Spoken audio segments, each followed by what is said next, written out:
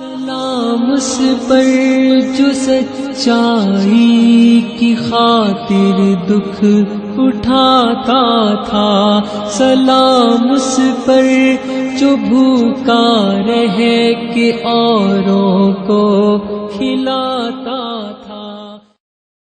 اللهم صل على محمد وعلى آل محمد كما صليت على إبراهيم وعلى آل إبراهيم إنك حميد مجيد۔ اللهم بارك على محمد وعلى آل محمد كما باركت على إبراهيم وعلى آل إبراهيم إنك حميد مجيد۔ اعوذ باللہ من الشیطان الرجیم، بسم اللہ الرحمن الرحیم۔ سیرت کے سفر میں مکی دور تقریباً اب اپنے اختتام کی طرف ہے، اور آج ہم سال نمبر 10 اور 11 کا جائزہ لیں گے۔ پہلے نظر ڈال لیتے ہیں گزشتہ ہفتے کے جوابات کے اوپر۔ تقریباً سارے ہی جوابات الحمدللہ آپ نے بہت اچھے دیے، لیکن جو ایک سوال اس کے اندر تھا کہ اسلام کا مزاج کیا ہے، اس میں آپ کی طرف سے مجھے 2 مختلف جوابات زیادہ ملے۔ ہم نے پہلے بھی یہ بات پڑھی تھی کہ اسلام اصل میں ایک دین ہے، اور دین ہوتا ہی اسی لیے ہے کہ اس کو غالب کیا جائے۔ وہ تو پورا نظام زندگی ہے نا، زندگی کا کوئی خانہ اس سے باہر ہے ہی نہیں۔ تو اس وجہ سے جب ایک دفعہ اسلام آ جائے گا تو پھر وہی غالب ہوگا، کوئی اور چیز غالب ہو ہی نہیں سکتی، کیونکہ اس کو تو غالب ہونا ہے۔ لہٰذا اس کا صحیح جواب یہ تھا کہ اسلام کا مزاج یہ ہے کہ یہ وقت کے جو بھی حکمران ہیں، وقت کی جو بھی نظام ہیں، جو چیزیں اللہ تعالیٰ کی بغاوت کے اوپر ہیں یا اللہ کی رضا کے مطابق نہیں ہیں، یہ ان کو چیلنج کرتا ہے اور اس کو بدلنے کی کوشش کرتا ہے۔ اس کے بعد ہم آ جاتے ہیں آج کے سبق کے اوپر۔ پچھلی دفعہ ہم نے یہاں تک پڑھ لیا تھا، پہلے نبی کریم صلی اللہ علیہ وسلم کی اولاد کے بارے میں پڑھا تھا، مکہ میں جو ظلم و ستم جاری تھا اس کا جائزہ لیا تھا، حضرت حمزہ اور حضرت عمر رضی اللہ عنہم کا ایمان لانا، اور شیب ابی طالب کا جو محاصرہ مسلمانوں پہ بہت سخت ترین دور گزرا تھا، ہم نے اس کا جائزہ لیا تھا۔ آج جو مکی دور کے 2 سال ہم دیکھ رہے ہیں، اس کے اندر اسلام کا جو سخت ترین دور چل رہا ہے اس کا تسلسل رہے گا۔ صبر، استقامت کی اعلیٰ مثالیں قائم ہو رہی تھیں۔ عام الحزن، نبوت کے 10ویں سال کو کہا جاتا ہے، وہ ہم آج پڑھیں گے۔ آپ صلی اللہ علیہ وسلم کا طائف کا سفر، مختلف قبائل کو اسلام کی دعوت دینا، اور پھر آپ صلی اللہ علیہ وسلم کا حضرت سودا اور حضرت عائشہ سے نکاح، اور اس کے بعد بیعت عقبہ اولیٰ، اس کے بارے میں ہم آج پڑھیں گے۔ یہ وہ دور تھا جو اسلام پہ سخت ترین دور تھا۔ یہاں پہ بہت ساری مثالیں ایسی تھیں جبکہ مسلمانوں کو شدید اذیتیں دی جا رہی تھیں۔ تھوڑے سے لوگ تھے، بہت سارے لوگ ایسے تھے جو بہت حیثیت بھی نہیں رکھتے تھے، غلام تھے، کمتر حیثیت رکھتے تھے، مالی لحاظ سے اتنے زیادہ پاورفل نہیں تھے، اور جو قریش کے سردار تھے ظاہر ہے وہ ان کے پاس بہت سارا مال تھا، حیثیت تھی، حالانکہ آپس میں جانتے تھے کہ ہم غلط کر رہے ہیں نا۔ ہمیں یہ بھی روایات میں ملتا ہے، کبھی رات کو چھپ کے آتے تھے، سنتے تھے، اور کبھی کبھی تو ایک دوسرے کو دیکھ بھی لیتے تھے۔ قرآن سمجھ بھی آتا تھا لیکن یہ لگتا تھا کہ نہ ہی سنا جائے، یہ تو کچھ عجیب طرح اثر کرتا ہے۔ لیکن جو مسئلہ تھا وہ تکبر، تعصب اور ضد تھا، جو حق کی طرف آنے ہی نہیں دے رہا تھا۔ ایک طرف یہ تعصب تھا اور دوسری طرف وہ مسلمان تھے جن کو کچھ حاصل تھوڑی ہو رہا تھا بظاہر، دنیا والوں کی نظر سے تو ان کو کچھ نہیں مل رہا تھا نا، بلکہ اور سیٹل لائف متاثر ہو گئی تھی۔ کچھ لوگ حبشہ چلے گئے تھے، گھر بار سب چھوڑا، کچھ لوگ ایسے تھے جو اذیتیں اٹھا رہے تھے، کچھ لوگ ایسے تھے جن کو تکلیفیں دی جا رہی تھیں۔ کیا چیز تھی جس نے ان کو اس مقام پر، اس راہ پہ ثابت قدم رکھا؟ یہ سوال میں نے پچھلے ہفتے بھی آپ سے کیا تھا، اور اس کا جواب یہی سمجھ آتا ہے کہ سب سے پہلے اللہ اور اس کے رسول پہ یقین، یہ یقین کہ راستہ تو بس یہی ہے، اس کے علاوہ کوئی اور راستہ نہیں ہے فلاح کا، ہدایت کا، کامیابی کا۔ اور پھر یہ بھی احساس کہ میرا اللہ کا بندہ ہونے کی حیثیت سے کیا مقام ہے اور کیا ذمہ داری ہے۔ اللہ تعالیٰ نے اگر زمین میں مجھے اپنا خلیفہ بنایا ہے تو اس لیے نہیں بنایا کہ میں صرف اپنی ضرورتیں پوری کر کے اللہ کے پاس چلی جاؤں. مجھے بھوک لگتی ہے، میں نے کھانے کا انتظام کر لیا، مجھے پیسہ چاہیے تھا، میں نے کما لیا، بلکہ اس سے بڑھ کے اللہ تعالیٰ چاہتا ہے کہ اللہ تعالیٰ نے جو قرآن میں مجھے ہدایات دی ہیں میں ان پر عمل کروں. تو لازمی طور پر اس کا تقاضا یہ بنتا ہے کہ جو جو ہدایت آتی چلی جائے انسان اس کے اوپر قدم رکھتا چلا جائے. پھر اس کے بعد یہ کہ آخرت پہ ایسا یقین تھا کہ یہ معلوم تھا کہ جو کیا جا رہا ہے وہ ضائع نہیں ہوگا. بہت ساری چیزیں ایسی ہیں جو انسانوں کو تو پتہ نہیں چلی ہوں گی نا. ابھی بھی ہم نے جو واقعات کا ذکر کیا وہ تو کچھ واقعات تھے نا. ابھی ہم 10ویں سال تک پہنچ چکے ہیں. ان 10 سالوں کے اندر کتنے دن، کتنی راتیں، کتنے گھنٹے، کتنے منٹ آئے ہوں گے نا. وہ ساری چیزیں آج ہمیں تو سب نہیں معلوم، اللہ تعالیٰ کو تو معلوم ہے نا. اور میرے ساتھ بھی جو چیزیں بھی میں فیس کرتی ہوں، بہت ساری ایسی چیزیں ہوتی ہیں جو چھوٹی چھوٹی نیکیاں ہوتی ہیں، وہ لوگوں کو تو پتہ ہی نہیں چلتی. بہت سارے صبر، بہت ساری قربانیاں، ان لوگوں کو بھی یقین تھا کہ جو کیا جا رہا ہے وہ ضائع نہیں ہوگا، آخرت میں ضرور ملے گا. اور اس کے ساتھ ساتھ ایک اور بات پہ بھی یقین تھا کہ پیرامیٹرز ہی چینج ہو گئے تھے کہ دنیا میں کامیابی ہوتی کیا ہے. کامیابی یہ نہیں ہے کہ یہ ڈگری مل گئی، یہ گھر بنا لیا، یہ چیزیں حاصل کر لی. کامیابی یہ ہے کہ انسان اللہ کی راہ میں لگا رہے اور جنت کے راستے پہ چلتا رہے. اور ایک اور بڑی چیز یہ کہ سب ایک دوسرے سے تقویت پاتے تھے، اکیلے نہیں تھے نا. اکیلے چلنا مشکل ہوتا ہے، سب لوگ ایک دوسرے کو دیکھتے تھے اور حوصلہ پاتے تھے. جیسے ہم سب جب مل کے کوئی کام کرنا چاہتے ہیں تو ہمارے لیے آسان ہو جاتا ہے. رمضان میں نیکی کرنا آسان ہو جاتا ہے کیونکہ سب لوگ ایک دوسرے کو طاقت دے رہے ہوتے ہیں. ان سارے حالات کے اندر آپ صلی اللہ علیہ وسلم کے ساتھ بھی وہی کچھ گزر رہا تھا جو سارے مسلمانوں کے ساتھ گزر رہا تھا. تکلیفیں دی جا رہی تھیں، اذیتیں دی جا رہی تھیں، پریشانیاں تھیں. اور اسی سال جو سب سے بڑا غم آیا وہ یہ تھا کہ اس سال آپ صلی اللہ علیہ وسلم کی جو سب سے بڑی سپورٹ 2 ہستیاں تھیں، حضرت ابو طالب اور حضرت خدیجہ رضی اللہ تعالی عنہا، دونوں کی وفات ہو گئی تھی. اسی وجہ سے اس سال کو عام الحزن کہا جاتا ہے، یعنی کہ غم کا سال. ان دونوں نے نبی کریم صلی اللہ علیہ وسلم کو اس پورے سفر میں 10 سال اب تک جو ہم نے پڑھے ہیں شدید سپورٹ کی تھی. حضرت ابو طالب کا آپ دیکھ چکے کہ کیسے کیسے پریشرز آئے، کیا کیا ان کو سننا پڑا، لیکن آپ صلی اللہ علیہ وسلم کی ہمیشہ حمایت بھی کی اور حفاظت بھی کی. حضرت خدیجہ رضی اللہ تعالی عنہا 25 سال نبی کریم صلی اللہ علیہ وسلم کی رفاقت کی، اور مشکل ترین دور تھا جب لوگ ماننے کو تیار نہیں تھے، آپ ہمیشہ آپ صلی اللہ علیہ وسلم کو سپورٹ کرتی رہیں. ہم یہ واقعہ بھی پڑھتے ہیں کہ حضرت جبرائیل علیہ السلام نے ایک دفعہ آپ صلی اللہ علیہ وسلم سے فرمایا کہ دیکھیں جو خدیجہ آ رہی ہیں نا، حدیث کا مفہوم یہ ہے کہ یہ کچھ کھانے کی چیز لا رہی ہیں، آپ ان کو ان کے رب کی طرف سے سلام کہیے اور کہیے کہ جنت میں ان کے لیے موتیوں کا ایک محل ہے. کتنی بڑی بشارت ہے نا کسی انسان کو یہ مل جائے. بعد میں بھی نبی کریم صلی اللہ علیہ وسلم نے حضرت خدیجہ کے ان احسانات کو ہمیشہ یاد رکھا اور یاد کرتے ہوئے فرمایا کہ انہوں نے میرا اس وقت ساتھ دیا جب کوئی نہیں دے رہا تھا، اس وقت مال دیا جب میرے پاس مال نہیں تھا. یعنی آپ صلی اللہ علیہ وسلم کی جو جرنی چل رہی ہے مشکلات والی، کتنی بڑی سپورٹ ہے نا کہ اگر آپ کو گھر سے مل جائے تو. اور حضرت خدیجہ نے بخوبی یہ کردار ادا کیا. اس کے بعد پھر جب ان دونوں ہستیوں کا انتقال ہو گیا تو آپ صلی اللہ علیہ وسلم پہ ظلم و ستم، تنگ کیا جانا، باتیں کرنا، آپ صلی اللہ علیہ وسلم نماز پڑھنے ہو تو لا کے ان کے اوپر مختلف قسم کی گندگیاں لا کے ڈال دینا، یہ سارے واقعات ہمیں ملتے ہیں کہ پھر کوئی اور ڈر یا کوئی اور روک ٹوک رہی ہی نہیں. اس کے بعد پھر آپ صلی اللہ علیہ وسلم نے ارادہ فرمایا کہ اب مکے سے نکل کے بھی دین کی دعوت پھیلائی جائے. ظاہر ہے دین کی دعوت تو تمام دنیا کے لیے تھی نا. پھر آپ صلی اللہ علیہ وسلم نے سفر کا ارادہ کیا اور حضرت زید بن حارث، آپ کو یاد ہوگا حضرت زید جو آپ صلی اللہ علیہ وسلم کے پاس غلام آئے تھے اور آپ نے ان کو آزاد کر دیا تھا، وہ آپ صلی اللہ علیہ وسلم کے ساتھ تھے. تو آپ صلی اللہ علیہ وسلم اور حضرت زید بن حارثہ طائف گئے. وہاں پہ طائف کا ایک رئیس خاندان تھا جس میں 3 بھائی تھے.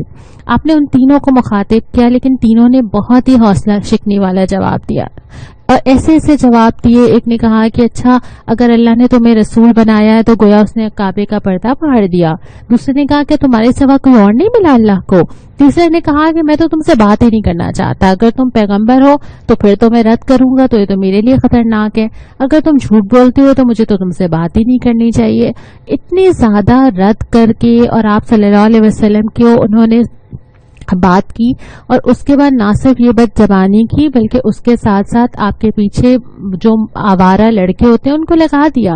10 دن آپ صلی اللہ علیہ وسلم وہاں رہے، مختلف لوگوں سے ملتے رہے، ان کو دعوت دیتے رہے، لیکن کوئی فائدہ نہیں ہوا۔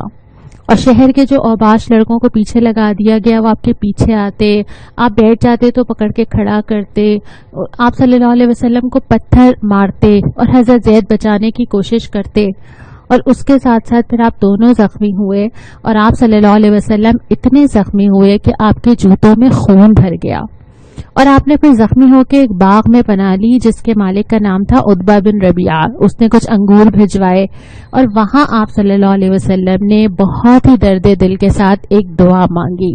وہ دعا کے الفاظ ابھی آگے آئیں گے۔ اس کے بعد پھر آپ واپس مکہ کی طرف پلٹے، اور پھر راستے میں مطعم بن عدی نے آپ صلی اللہ علیہ وسلم کو پناہ دی اور اپنے ہمراہ مکہ لے کر آیا۔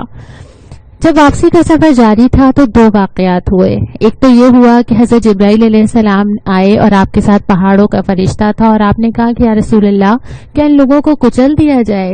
تو آپ صلی اللہ علیہ وسلم کے جو الفاظ تھے وہ یہ تھے، نہیں، مجھے امید ہے کہ اللہ تعالیٰ ان کی پشت سے ایسی نسل پیدا کرے گا جو صرف ایک اللہ کی عبادت کرے گی اور اس کے ساتھ کسی کو شریک نہیں کرے گی۔ کتنا مشکل ہے نا یہ سب، یعنی گالیاں کھا کے دعا دینا، زخمی ہو کے ان کی ہدایت کے لیے دعا کرنا۔ اور ایک اور واقعہ ہمیں یہ ملتا ہے کہ راستے میں جنوں کی ایک جماعت آئی اور جس نے قرآن سنا اور وہ ایمان لائی۔ سورہ احقاف اور سورہ جن میں ہمیں اس کا تذکرہ ملتا ہے۔ لیکن ایسا نہیں ہوا کہ واپس آ کے آپ نے کوئی ہمت ہاری ہو۔ پہلے دن سے یہ بات طے تھی نا کہ آپ اٹھیے اور ڈرائیے اور خبردار کیجیے، تو اب کام تو ختم نہیں ہوا، مشن تو زندگی کے ساتھ چلتا رہے گا۔ اب آپ نے مختلف قبائل کا دورہ شروع کیا۔ مکہ میں بہت سارے قبائل آتے تھے، اس کی بڑی وجہ یہ تھی کہ وہاں خانہ کعبہ تھا اور جو ان کا قدیم طریقہ حج تھا اس کے مطابق لوگ حج کرنے بھی آتے تھے۔ تو جب بہت زیادہ قافلے آ رہے تھے تو آپ صلی اللہ علیہ وسلم نے ان قبائل سے رابطہ کیا، وہاں پہ دین کی دعوت دی۔ انصار کے 6 لوگ مدینہ سے جو آئے تھے وہ وہاں پر اسلام لائے۔ ظاہر ہے کوئی نہیں جانتا تھا کہ آگے جا کے ایک اسلامی ریاست کی بنیاد بنے گی۔ کوئی بھی کام جب کیا جاتا ہے انسان کو تو نظر نہیں آتا نا، بظاہر تو یہ صرف 6 لوگ تھے، لیکن انہی 6 لوگوں سے پھیل کے اور پھر مزید دین آگے بڑھا، اور پھر ہم دیکھتے ہیں کہ آپ صلی اللہ علیہ وسلم نے ایک ریاست کی طرف جو ہے وہ قدم بڑھایا۔ حضرت خدیجہ کے انتقال کے بعد آپ صلی اللہ علیہ وسلم کی جو صاحبزادیاں تھیں وہ تو بہت چھوٹی تھیں، اور اس وقت ضرورت تھی کہ گھر میں کوئی خاتون ہو۔ اس موقع پہ نبی کریم صلی اللہ علیہ وسلم نے حضرت سودا رضی اللہ تعالی عنہا سے نکاح فرمایا۔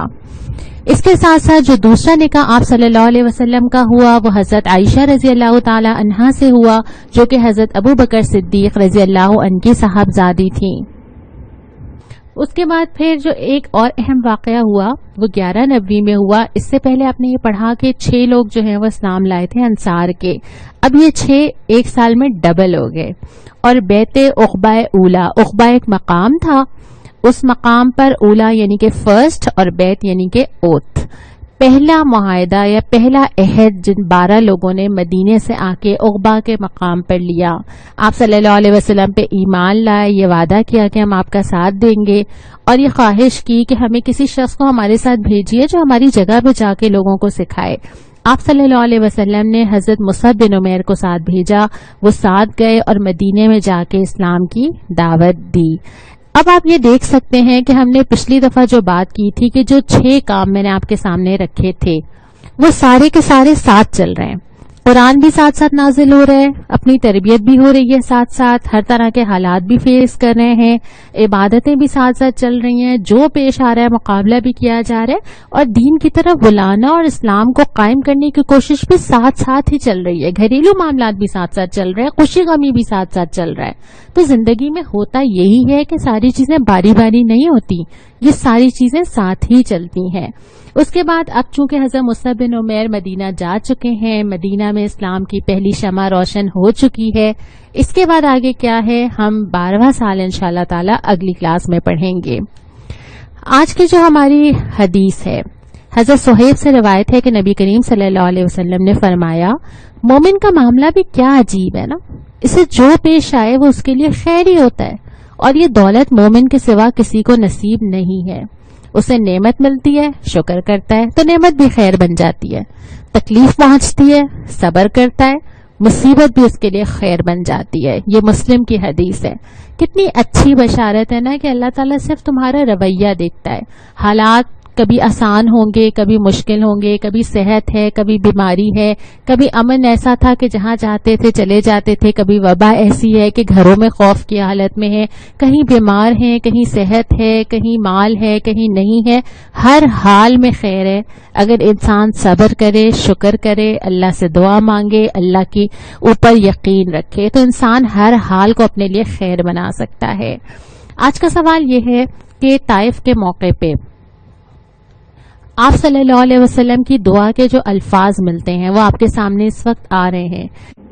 میں آپ کے سامنے یہ دعا کے الفاظ پڑھ دیتی ہوں، لیکن آپ غور کیجئے یہ دعا کون مانگ رہا ہے. یہ دعا ایک اللہ کے نبی کے الفاظ ہیں جس کے بارے میں سارا معاشرہ یہ کہتا رہا ہے کہ ہمیں آپ سے صرف اور صرف خیر کی امید ہے. ہمیں معلوم ہے کہ آپ ہمیشہ سچ بولتے ہیں، ہمیں معلوم ہے کہ آپ دھوکہ نہیں دیں گے، ہم آپ پر اعتماد رکھتے ہیں. لیکن جیسے ہی وہ نبوت لے کر آتا ہے وہی قوم اس کے ایسے در پہ ہو جاتی ہے کہ اس کے جسم سے خون بہتا ہے، تکلیف اٹھاتے ہیں، اپنے ہی شہر میں جانے کے لیے امان کی ضرورت پڑتی ہے. لیکن اس کے باوجود جب فرشتہ آتا ہے نا اور کہتا ہے کہ میں کچل دوں تو لوگوں کے لیے بد دعا نہیں نکلتی، لوگوں کے لیے خیر ہی نکلتا ہے کہ نہیں ایک دن ضرور ان میں سے خیر نکلے گا. لیکن اللہ سے تو فریاد کی جائے گی نا. سارے غم، ساری تکلیف، ساری پریشانی، سارا دکھ اللہ کے سامنے تو رکھا جائے گا نا. اس دکھی دل کے یہ الفاظ ہیں، اے اللہ میں تجھ سے اپنی کمزوری اور بے بسی اور لوگوں کے نزدیک اپنی بے قدری کا شکوہ کرتا ہوں. یا ارحم الراحمین، تو کمزوروں کا رب ہے اور تو ہی میرا بھی تو رب ہے. تو مجھے کس کے حوالے کر رہا ہے؟ کیا کسی بیگانے کے جو میرے ساتھ سختی سے پیش آئے، یا کسی دشمن کے جس کو تو نے میرا مالک بنا دیا؟ اگر مجھ پہ تیرا غضب نہیں ہے تو مجھے کوئی پرواہ نہیں ہے، لیکن تیری عافیت میرے لیے زیادہ کشادہ ہے. میں تیرے چہرے کے اس نور کی پناہ مانگتا ہوں جس سے تاریکیاں روشن ہو گئیں اور جس پہ دنیا اور آخرت کے معاملات درست ہوئے. پناہ مانگتا ہوں کہ تو مجھ پر اپنا غضب نازل کرے یا تیرا عطاب مجھ پر وارد ہو. مجھے تیری رضا مطلوب ہے یہاں تک کہ تو خوش ہو جائے، اور تیرے بغیر کوئی زور اور طاقت نہیں ہے. ان الفاظ سے کیا چھلکتا ہے، کیا سمجھ آتا ہے، کیا سیکھا ہم نے، یہ آپ مجھے اس ہفتے لکھ کے بھیجیں گے. جس سنت پہ ہم عمل کریں گے وہ یہ ہے کہ حضرت عائشہ فرماتی ہیں کہ نبی کریم صلی اللہ علیہ وسلم ایسے بات کرتے تھے کہ اگر کوئی گننے والا الفاظ گننا چاہتا تو گن سکتا تھا، یعنی کہ ٹھہر ٹھہر کے گفتگو کرنا. ہمیں یہ بھی ملتا ہے کہ آپ صلی اللہ علیہ وسلم نہ بہت لاؤڈ بولتے تھے، نہ بہت لاؤڈ ہنستے تھے، بلکہ ایک ٹھہراؤ، ایک ڈیسنسی، ایک مزاج کے اندر تھی، اور الفاظ بھی جو ادا کرتے تھے وہ بہت ٹھہر ٹھہر کے کرتے تھے. تو ہم انشاءاللہ تعالی اپنے اسپیکنگ سٹائل پہ ضرور توجہ دیں گے اور دیکھیں گے کہ ہم بات کیسے کرتے ہیں. یہاں پہ ہمارا آج کا سبق تو مکمل ہوتا ہے. اگلے ہفتے ہم 12ویں سال سے انشاءاللہ تعالی آغاز کریں گے. السلام علیکم ورحمۃ اللہ. جس نے خون کے پیاسوں کو قبائیں دی، سلام اس پر کہ جس نے گالیاں سن کر دعائیں